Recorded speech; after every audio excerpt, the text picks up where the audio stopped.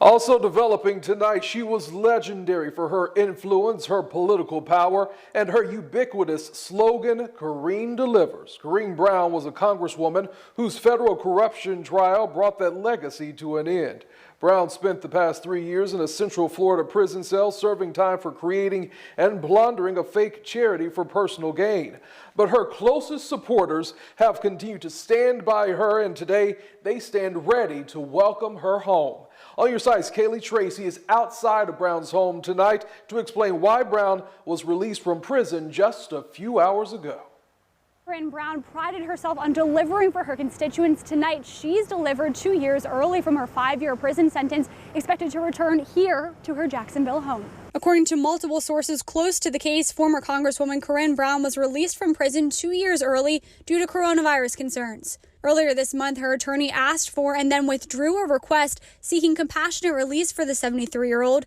In that motion, attorney William Kent said Brown was at high risk of contracting COVID-19 due to extensive health issues, including diabetes and heart problems.